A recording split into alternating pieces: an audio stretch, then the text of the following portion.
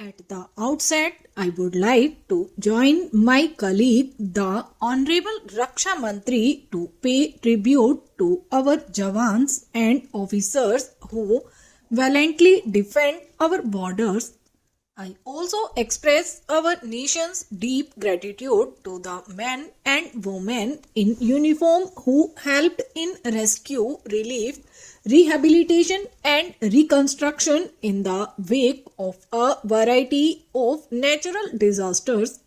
The humanism and efficiency of our armed forces in responding to the tsunami disaster, to floods in various parts of our country, to cyclones and earthquakes, especially the recent quake in Jammu and Kashmir, have made us all proud of our gallant armed forces. The security challenge facing India is diverse, complex, and evolving. That is to be expected given our size, our location, our historical legacy, and increasingly our expected role in the emerging multipolar world. The end of the Cold War, increasing global interdependence, and the trans-border nature of many threats have made strategic concepts developed in a bipolar world somewhat irrelevant. The United States is today the dominant economic, military, technological, and cultural power. However, it can be anticipated that the European Union, Russia, China, Japan, and India will consolidate their individual positions to play a global role. We must evolve a new paradigm of security cooperation relevant to an emerging multipolar world in which global threats obtain global responses. This is precisely what India has sought to do. We have entered into strategic partnerships with the United States, Russia, Japan, and the European Union, and are pursuing strategic cooperation with China. Today, nations are engaged simultaneously both in competition and cooperation. While the international community has made some progress in evolving a rule-based order for managing the economic and commercial dimensions of globalization, the absence of an effective rule-based order is accurately felt in addressing contemporary security threats such as terrorism and the increase of weapons of mass destruction. Simultaneously, globalization has sharpened the threat posed to us by instability in both our immediate and our proximate neighborhood. Along with this, we must also be mindful of the desire of extra-regional powers to keep us engaged in low-intensity conflicts and local problems to weigh us down in a low-level equilibrium.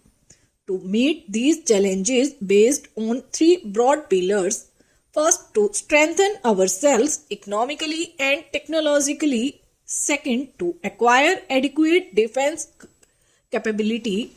With this in perspective, India too is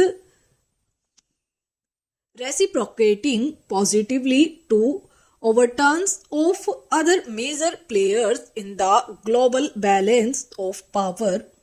No doubt this involves sophisticated bargaining with each of them. It is unrealistic to expect nations to act for altruistic reasons. International relations are, in the final analysis, power relations. This balance of power politics in international relations is more sophisticated than during the Cold War era. We must learn to deal with this new reality and plan our long-term security based on a proper appreciation of these evolving trends. Consequently, we should develop friendly interactive relations with as many major powers as possible. For the armed forces, such interaction should encompass weapon and equipment acquisition, joint development of systems, and evolution of defense doctrines. This will help in securing wider international support when we need it most. In the Arthashastra, Kautilya wrote that a healthy economy is a sound foundation for well-funded armed forces. From the strength of the treasury, he said, the army is born, but it is not only for fiscal reasons that the health of our economy is important for our national security. A healthy, growing, and stable economy in itself enhances security.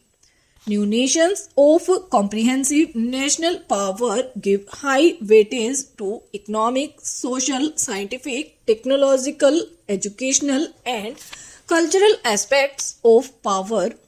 Military strength alone no longer guarantees a nation's security. Knowledge, power, and economic capabilities are equally important. I am sure that our defense community recognizes that economic progress has enabled accelerated equipment modernization.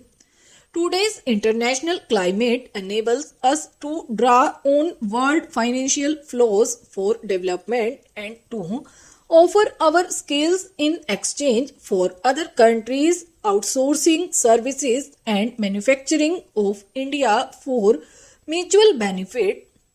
Our armed forces have always been assured that our government will never shy away from finding funds for our defense requirements, and I endorse what the defense minister he said in his address.